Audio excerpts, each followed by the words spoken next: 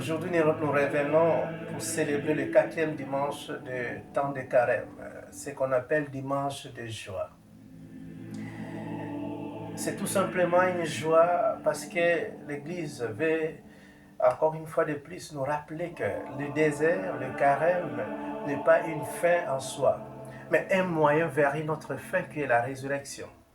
Voilà pourquoi nous allons avoir cette joie, célébrer cette joie en ce dimanche. Et l'évangile à méditer, c'est Luc 15, versets 11 à 32.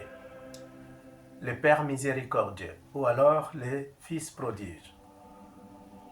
Mais je vais lire quelques versets qui m'intéressent plus pour cette méditation. Alors, nous savons l'histoire. Le fils cadet a demandé sa richesse et il est allé un peu vivre une vie, ce qu'on appelle une vie vraiment sans frein. Et il a tout fini et puis il revient, le Père qui l'accueille. Alors, moi, ce qui m'intéresse dans cette méditation, c'est l'attitude du fils aîné. Le fils aîné était dans le champ lorsqu'il revint et approcha de la maison. Il entendit la musique et les danses. Il appela un de ses serviteurs et lui demanda, « Qu'est-ce qu'il y a ?» Ce serviteur lui dit, « Ton frère est de retour et ton père a tué le veau gras parce qu'il a retrouvé ton petit frère en bonne santé. » Le fils aîné s'est mis en colère, ne voulut pas entrer. Son père sortit et le pria d'entrer. Mais il répondit à son père, « Voici, il y a tant d'années que je te sers, sans avoir jamais transgressé tes ordres, et jamais tu ne m'as donné un chevreau pour que je puisse me réjouir avec mes amis. Et quand à ton fils qui est arrivé, c'est lui qui a mangé ton bien avec des prostituées, c'est pour lui que tu as tué le veau gras. » « Mon enfant, dit le père, tu es toujours avec moi, et tout ce que j'ai est à toi. Mais il fallait bien se gayer, se réjouir, parce que ton frère, que voici, était mort, et qu'il est revenu à la vie. Il était perdu, qu'il est retrouvé. » Celle-ci, c'est la parole du salut. Louange à toi, Seigneur Jésus.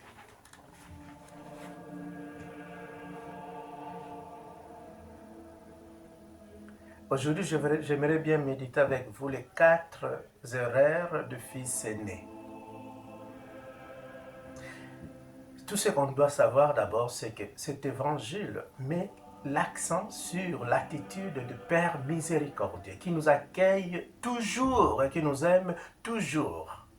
Parce que l'évangile commence avec le pharisien qui critique Jésus, qui dit « Mais comment celui-ci mange avec les prostituées ?» Et c'est là que Jésus prend cette parabole. Donc, l'accent c'est sur le Père. Le Père est toujours miséricordieux.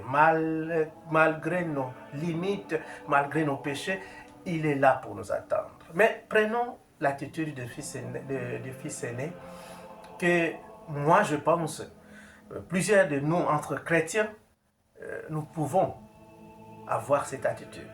Donc il y a 4 erreurs. Premièrement, il nourrit un sentiment de supériorité vis-à-vis de son frère cadet.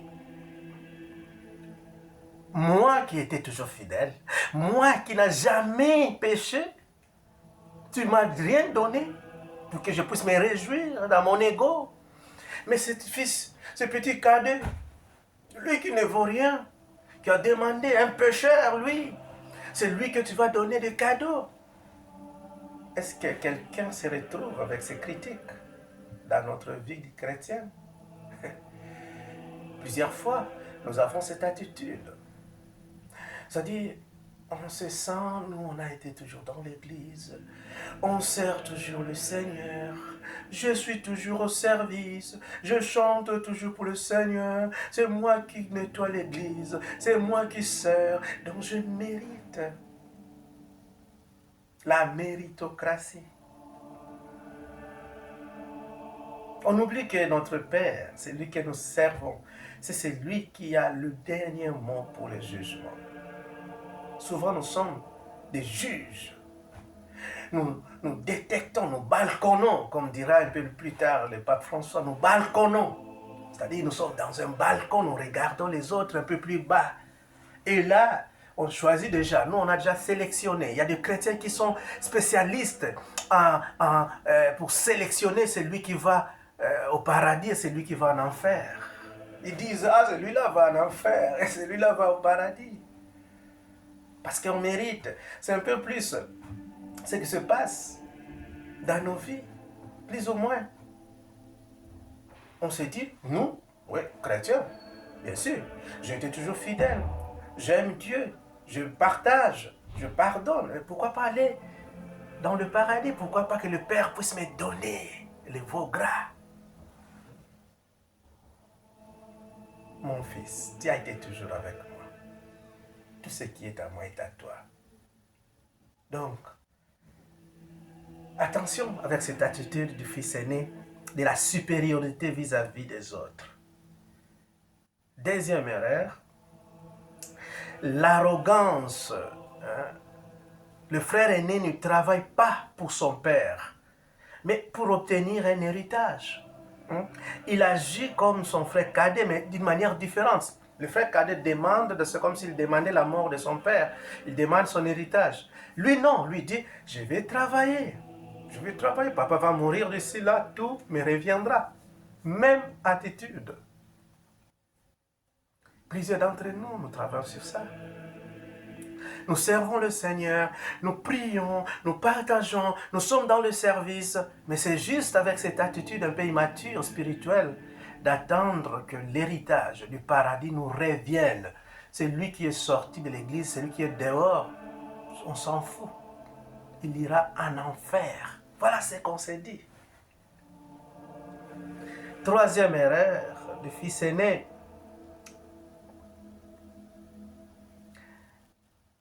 Le fils aîné ne trouve pas la joie dans son service.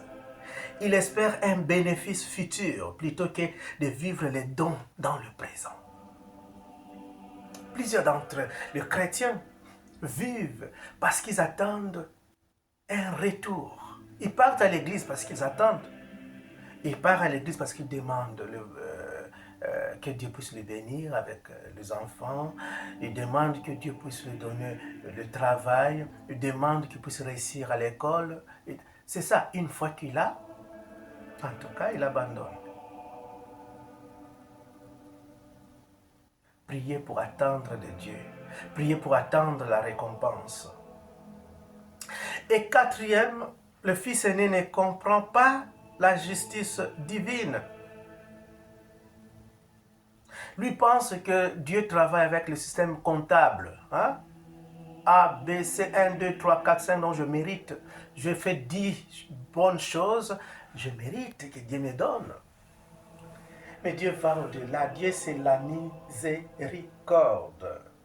La miséricorde, ce n'est pas la mathématique. C'est comprendre la misère du cœur de l'autre. Le père a compris la misère de son fils qui s'est dit, je rentre chez mon père malgré mes péchés. Alors qu'est-ce que nous disons sur ça? C'est ces erreurs de fils aîné que nous retrouvons aussi dans nos vies chrétiennes. Nous balconnons, nous avons cette supériorité de juger les autres, de penser que les autres iront en enfer et que nous sommes déjà sauvés. Nous avons cet esprit-là de prier pour attendre la récompense de Dieu. Nous jugeons à la place de Dieu, donc nous prenons sa place pour déterminer déjà qui on doit pardonner, qui on ne doit pas pardonner. Dans tout ça, au lieu de démontrer l'omnipotence de Dieu, nous démontrons l'omnipotence de l'homme. L'invitation pour ce dimanche, c'est peut-être d'apprendre de papa, d'apprendre de ses pères.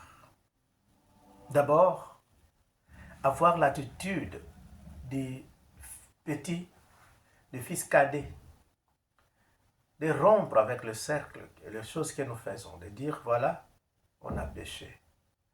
Je fais ceci, je fais cela, je dois rentrer chez mon père, car il nous attend. Là, c'est quand on s'identifie avec les petits, les cadets. Mais plus tard, peut-être on s'identifie avec les grands frères, le fils aîné.